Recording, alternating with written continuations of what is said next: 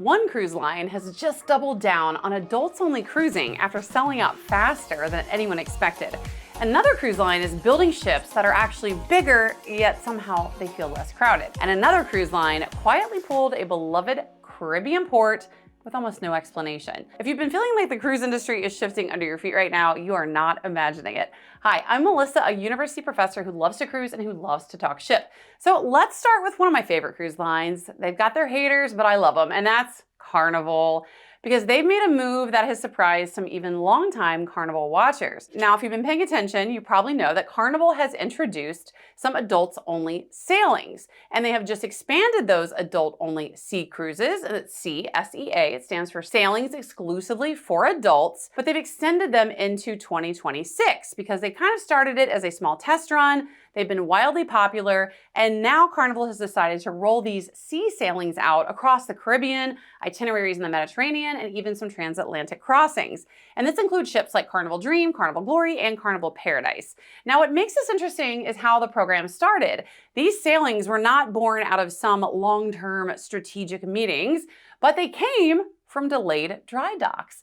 Carnival found themselves in a situation where they had some ships that weren't ready for maintenance, but instead of sailing half empty, they turned them into adults-only casino-focused cruises, and people jumped on them immediately. I'm a casino cruiser. I have a whole guide to casino cruising that anyone can check out, even if you're not a gambler. I've never been a big gambler or casino person, and I figured out how to leverage casino play to get free cruises. So casino players were really excited when Carnival rolled these out and booked them immediately. And that response clearly got Carnival's attention. Now for 2026, we are seeing with these sea sailings, longer itineraries, including 15-night transatlantic crossings and a full Mediterranean sailing out of Barcelona. Deposits start at $99, and there are certain VIFP tiers that get certain perks, like drinks while playing in the casino, stuff like that. But what's interesting here is that other cruise lines don't really do the adults-only thing except for Virgin Voyages, and that's their whole niche. So seeing Carnival dabble in this and have success with it is really interesting. So I'm curious what you think. For you, should cruising be a family affair, or does the adults-only option appeal to you?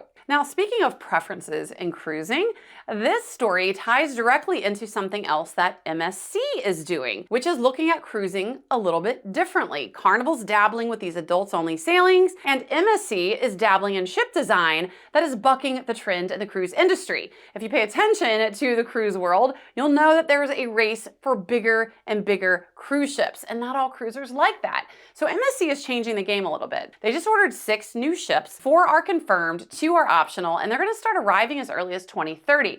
Now, these ships will form a brand new class called New Frontier. They'll come in at about 180,000 gross tons and will carry about 5,400 passengers. So yeah, that's still a lot, but that number matters. MSC already has a class of ships that's slightly smaller in size, but carry more people. The New Frontier ships will actually be larger, but host fewer passengers. So that's going to translate to noticeably more space per guest and will represent the highest space per passenger ratio MSC has ever designed. Now, we don't know yet what that space will be used for. Maybe it's larger cabins, wider promenades, less crowded pool decks. I don't know. For now, that's all under wraps. But the decision itself does tell us something, and it signals that MSC is deliberately stepping away from pure density. And as someone who cruises often, and I do love the mega ships, I gotta say, I don't like really dense ships. I don't like being packed in like sardines. And this strategy lines up pretty closely with what Royal Caribbean has allegedly and quietly been developing. Now, Royal Caribbean has been a little closed-lipped about this, but they've confirmed that they're actively designing a new Discovery class of ships. So these are going to be smaller than the behemoths like Icon and Oasis, and are designed specifically to reach the ports that the mega ships cannot. So a lot of the more exotic, and not even exotic, just off the beaten path itineraries are not accessible on the mega ships. So with these smaller ships, they can navigate tighter harbors, bridge restrictions, and more destination-driven itineraries, especially in places like the Mediterranean, Northern Europe, and Asia. Now, the CEO of Royal Caribbean, Michael Bailey, he's been very clear about the goal: replacing aging smaller ships with modern ones, but that aren't just these giant ships that give some itinerary flexibility. So MSC and Royal Caribbean are really approaching the same problem from slightly different angles, but the approach is generally the same. Mega ships, they're profitable, but not everyone loves them. They are limiting, ports are crowded, infrastructure is strained, guests are noticing that density and they're not liking it. So I, for one, welcome this recalibration toward ships where if you want to do a smaller ship that's less dense, you want to do more interesting itineraries, you're not stuck with the old crappy, worn down ships that are tiny. They're still bigger ships, they're intentionally designed, and they're modern. Now let's talk about a story that's a little bit heavier, and this is an update on the Anna Kapner case. Now, I've talked about this frequently. It's still got the cruise world buzzing, but if you're not sure what I'm talking about, it's the death of 18-year-old Anna Kapner. It happened aboard Carnival Horizon, and it happened in November, and it's been pretty silent for weeks. There haven't been many publicly announced developments. Now, Anna's death was ruled a homicide by mechanical asphyxia, but there were no public updates. There's still been no official arrest or no official statements from federal investigators. Now, this week, new information has surfaced through a Florida family court hearing.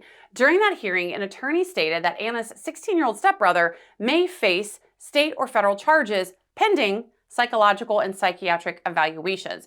Now, we've known for a while that the primary suspect here is Anna's stepbrother, but given that he's a minor, details have not been as forthcoming as if he were not a minor.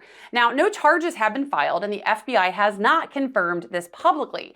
But what's been described in court points to a highly volatile family dynamic and a deeply complex situation involving a minor. Now, it's important to be clear. Again, none of this has been adjudicated in criminal court. I'm not a lawyer. I did go to law school for like 3 weeks, but I'm not a lawyer. Now, the family is obviously navigating an unimaginable loss, and investigators are constrained by both jurisdiction and privacy laws. Again, we're dealing with the minors here. Now, from a cruiser perspective, this case highlights something uncomfortable but real. Crimes at sea are rare, but when they involve family members and minors and homicide, investigations do tend to be slow and more opaque because sometimes there are blurred lines when something happens out to sea about jurisdiction. And again, in this case, we have minors. So that doesn't mean nothing is happening just because we haven't heard much about it lately. It just means that the legal process is layered and cautious. So this is a heartbreaking case. I know a lot of us are watching this closely as it develops, but for now, not a lot of new information. Now let's pivot to another story that raises very different questions. Norwegian Cruise Line quietly removed Curaçao from multiple itineraries with almost no explanation. Now, I'm keeping a keen eye on this because I actually head out for my next cruise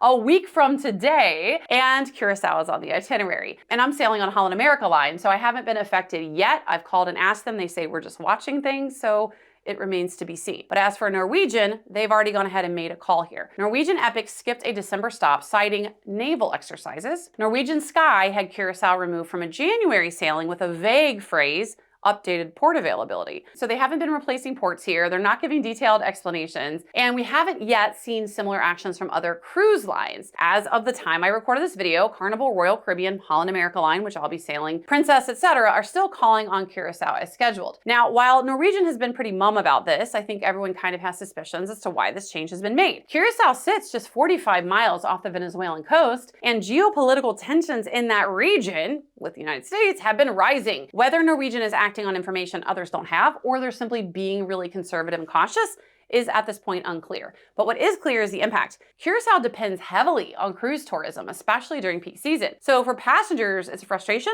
but for Curaçao residents and vendors and suppliers and business owners, that can be devastating to their economy. So when a port disappears without transparency, it does tend to also erode trust. So I want to know what you think. Do you think other cruise lines are going to follow suit and start canceling Curaçao out of abundance of caution? I guess as for me, I'll find out in about a week or so. Now let's talk money, because Carnival's latest earnings sent a very clear signal. Carnival Corporation beat fourth quarter expectations, posting adjusted earnings of 34 cents per share on $6.3 billion in revenue. Full year 2026 guidance also came in higher than analysts expected. Now, more importantly, Carnival reported record booking volumes for both 2026 and 2027, notably at historically high prices. So that's a win-win for them. You've got high prices and you've got high demand. So the pricing is not seeming to deter Carnival cruisers. Now, the stock market reacted immediately. Carnival stock jumped over 8%, with Royal Caribbean and Norwegian also climbing. So for us, this likely means fewer last-minute steals and deals and bargains, and more pressure to book earlier if we want to cruise on Carnival. And I do worry that the days of finding consistently cheap Caribbean sailings especially are fading, at least for now. So flexibility still helps, but the market has shifted. Now, as someone who is a total nerd, I am a business professor. I obsessively follow business news and economic news. I do think that this is a little bit of calm before the storm, and I don't want to talk too nerdy to you, but I do suspect further down the road, Carnival is going to have some things come to roost, especially when it comes to some of the not so great decisions that they've made in 2025. Now let's talk about a more itchy situation. And this one also hits close to home because I recently cruised on a Royal Caribbean cruise, Radiance of the Seas, and I had a little bed bug scare. Now I don't want to relitigate that, and I also don't want to make it about me, but I just want to say it hits close to home. And it reminds you, and it reminds all of us, it reminds me that we got to be diligent when it comes to this. And yeah, friends, I'm talking about cruise ship bed bugs. A passenger on Norwegian Breakaway reported bed bug bites during an 8-night cruise. She says she tried to reach guest services, but couldn't get through. Not surprised, I had the same exact problem with Royal Caribbean. So in her case, she chose not to visit the medical center because they demanded an upfront $200 fee. Now, Norwegian responded that there was no record of any report, okay, and no evidence of bed bugs found, also okay. So this is a classic breakdown in documentation. Now, having been in a similar situation, I will tell you, if you ever suspect something like this is happening on board, document, document, document. Documentation matters more than the comfort of the moment. Take photos, take videos, take them all, make in-person reports, get names. A lot of times, again, I've experienced this personally, the guest services just kind of poo-poo it and want to just push you away. If you do have an issue, if you do bring them home, thankfully I did not. I don't think it actually was bed bugs. I think it was bed bug residue, but it was not live bugs. But if you do encounter live bugs and it does affect you, you come home, you seek medical treatment, you absolutely have got to make sure you have the records, even if it's inconvenient. Because cruise lines rely heavily on official logs, and without them, disputes become nearly impossible to resolve later, especially once you're off the cruise ship. Now, bed bugs are rare. We have heard a lot about them lately. There was another big issue with Carnival. They're actually being sued for it. But bed bugs can happen anywhere, and that also includes cruise ships.